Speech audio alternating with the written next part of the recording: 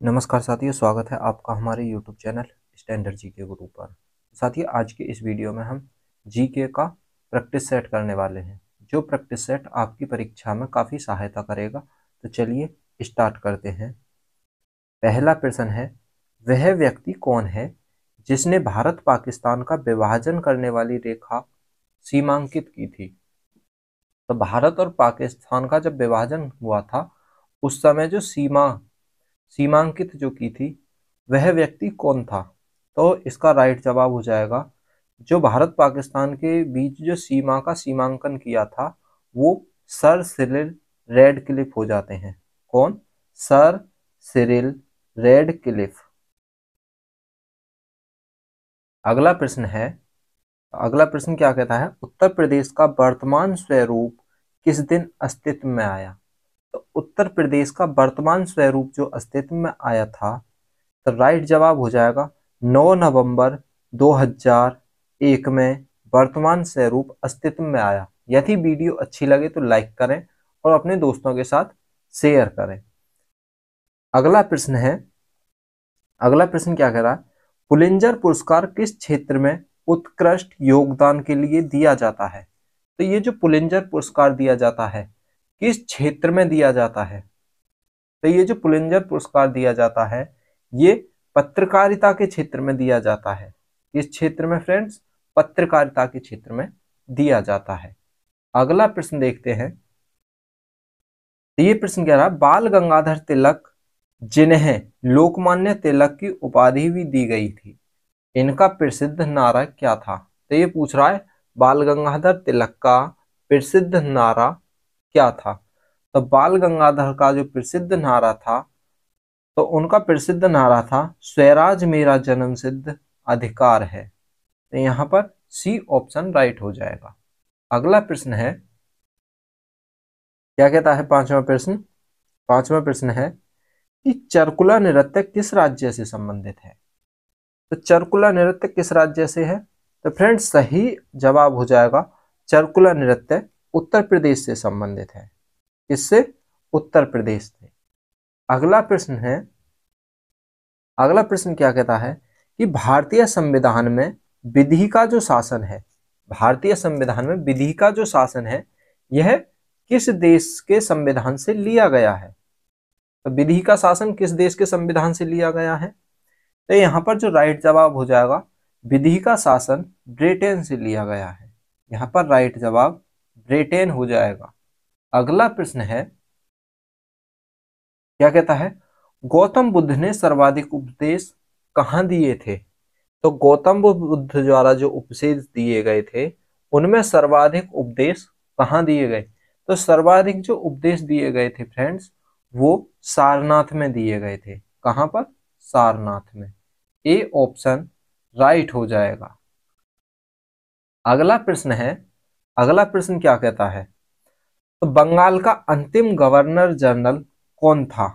तो ये कह रहा, बंगाल का अंतिम गवर्नर जनरल कौन था। तो फ्रेंड्स, बंगाल का जो अंतिम गवर्नर जनरल हो जाता है, वो विलियम बेंटिक था। कौन था? William Bentinck. और प्रथम जो था, प्रथम कौन था? Warren Hasting. कौन था फ्रेंड्स? Hasting, Warren Hasting. तो राइट जवाब इसका हो जाएगा ए, अंतिम गवर्नर विलियम बेंटिक हो जाता है। अगला प्रश्न है, अगला प्रश्न क्या कहता है, मध्य प्रदेश में स्थित सांची स्तूप का निर्माण किसने कराया।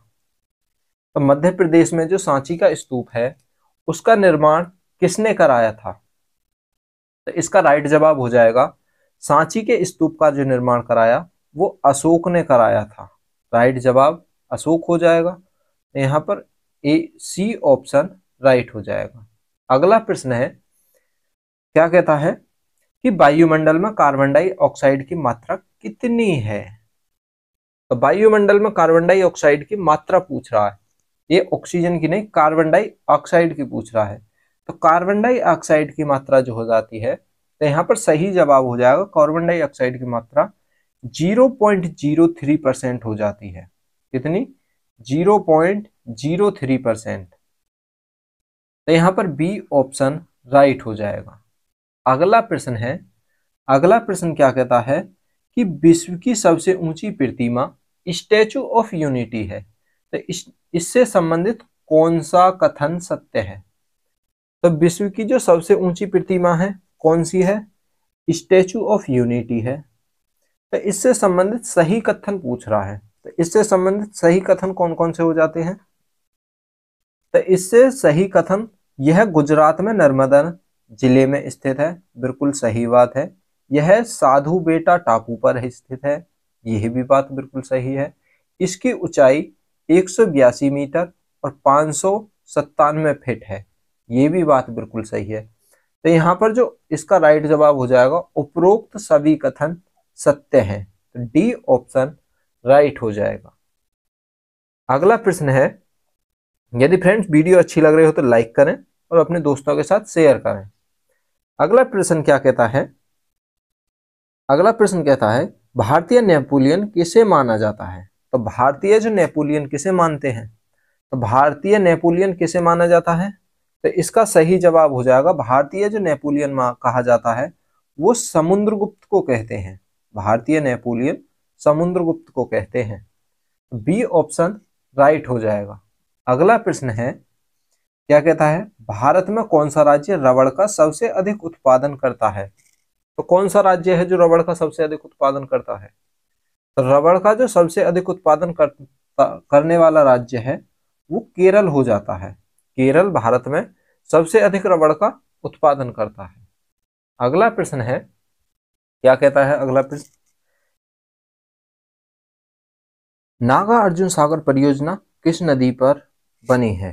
तो नागार्जुन सागर जो परियोजना है वो किस नदी पर बनी है? तो नागार्जुन सागर जो परियोजना बनी है, तो राइट जो आंसर हो जाएगा इसका, कृष्णा नदी पर बनी हुई है। किस नदी पर? कृष्णा नदी पर नागार्जुन सागर परियोजना बनी हुई है। अगला प्रश्न है, अगला प्रश्न क्या कहता है कि यूनेस्को का मुख्यालय कहाँ पर स्थित है? तो यूनेस्को का मुख्यालय, यूनेस्को का जो मुख्यालय है वो पेरिस में स्थित हो जाता है, पेरिस में। तो राइट जवाब पेरिस हो जाएगा। अगला प्रश्न है, क्या कहता है वायुमंडल में ऑक्सीजन की मात्रा कितनी है? तो वायुमंडल में ऑक्सीजन की जो मात्रा है वो 21% हो जाती है। कितनी है फ्रेंड्स? 21% ऑक्सीजन की मात्रा हो जाती है। अगला प्रश्न है कि सिख धर्म के संस्थापक कौन थे? तो फ्रेंड्स सिख धर्म के संस्थापक जो थे वो गुरु गोविंद सिंह थे। राइट आंसर हो जाएगा इसका गुरु गोविंद सिंह। अगला प्रश्न है, क्या कहता है मनुष्य 1 मिनट में कितनी बार सांस लेता है? तो मनुष्य 1 मिनट में कितनी बार सांस लेता है? तो मनुष्य जो 1 मिनट में सांस लेता है वो 16 बार सांस ले लेता है। कितनी बार? 16 बार सांस ले लेता है।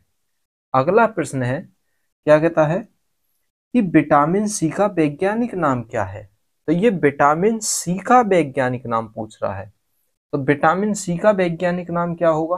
तो विटामिन सी का जो वैज्ञानिक नाम है वो है स्कॉर्बिक एसिड। क्या फ्रेंड्स? स्कॉर्बिक एसिड हो जाएगा। तो यहाँ पर ए ऑप्शन बिल्कुल राइट हो जाएगा। अगला प्रश्न है, अगला प्रश्न क्या कहता है जीएसटी भारत में लागू करने का विचार किस समिति ने दिया था?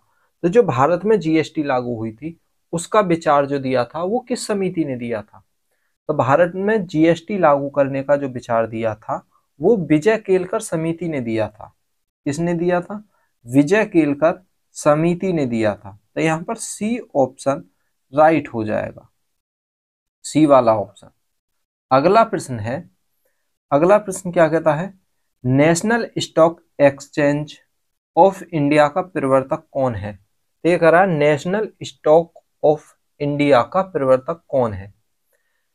तो national stock exchange of India का प्रवर्तक कौन कौन माने जाते हैं? तो इसमें जो माने जाते हैं ये भारतीय स्टेट बैंक भी स्टॉक एक्सचेंज का प्रवर्तक है, जीआईसी और एलआईसी ये भी प्रवर्तक है, आईडीवीआई ये भी प्रवर्तक है। तो यहाँ पर जो आपका राइट जवाब हो जाएगा कि national stock exchange of India के प्रवर्तक कौन कौन है, तो उपरोक्त तो सभी लगाएंगे। यहाँ पर कौन कौन हो जाते हैं? भारतीय स्टेट बैंक भी हो जाता है, GICI भी हो जाती है और IDBI भी हो जाती है। तो यहाँ पर डी ऑप्शन हो जाएगा उपयुक्त सभी। अगला प्रश्न है, अगला प्रश्न क्या कहता है, भारत में विनिवेश आयोग की स्थापना जो हुई थी वो 1996 में की गई। इसके प्रथम अध्यक्ष कौन थे? क्या पूछ रहा है फ्रेंड्स? प्रथम अध्यक्ष। तो विनिवेश आयोग की स्थापना कब की गई? तो स्थापना जो की गई थी इसकी 1996 में की गई। विनियोग आयोग की स्थापना 1996 में। अब इसके प्रथम अध्यक्ष पूछ रहा है, तो प्रथम अध्यक्ष कौन हो जाते हैं? तो इसके जो प्रथम अध्यक्ष हैं GV रामकृष्णन हो जाते हैं, GV रामकृष्णा हो जाते हैं। तो ए ऑप्शन यहाँ पर राइट हो जाएगा। अगला प्रश्न है, अगला प्रश्न क्या कहता है, भारत में विमुद्रीकरण, भारत में मुद्रास्फीति दर की माप किस आधार पर होती है?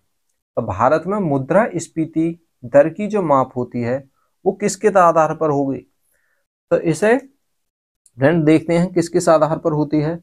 तो थोक मूल्य सूचकांक पर मुद्रास्फीति की दर का मापन किया जाता है, बिल्कुल सही बात है। उपभोक्ता मूल्य सूचकांक पर किया जाता है, उपभोक्ता मूल्य सूचकांक पर किया जाता है, बिल्कुल सही है, उपभोक्ता मूल्य सूचकांक पर भी किया जाएगा। श्रमिकों का जीवन निर्वाह लागत सूचकांक, ये भी सही है। उपयुक्त तीनों के आधार पर मुद्रास्फीति दर का माप किया जाता है। तो यहाँ पर जो ऑप्शन हो जाएगा आपका ऑप्शन डी, उपरोक्त सभी सही है। अगला प्रश्न है, अगला प्रश्न क्या कहता है, स्वतंत्र भारत की प्रथम औद्योगिक नीति की घोषणा किस वर्ष की गई? तो भारत में जो औद्योगिक नीति की घोषणा की गई थी पहली बार स्वतंत्रता के बाद, वो कब की गई? तो यह जो घोषणा हुई थी औद्योगिक नीति की प्रथम बार घोषणा 1948 में हुई। कब हुई? 1948 में। अगला प्रश्न है, अगला प्रश्न क्या कहता है कि वस्तु एवं सेवा कर जिसे GST कहते हैं, तो वह क्या है? वस्तु एवं सेवा कर जिसे GST भी कहा जाता है, यह क्या है? तो ये जो एक है, एक प्रकार का कर मानेंगे। तो इसे किस प्रकार का कर मानेंगे? गंतव्य पर आधारित अप्रत्यक्ष कर मानते हैं इसे, गंतव्य पर आधारित अप्रत्यक्ष कर। तो यहाँ पर बी ऑप्शन राइट हो जाएगा।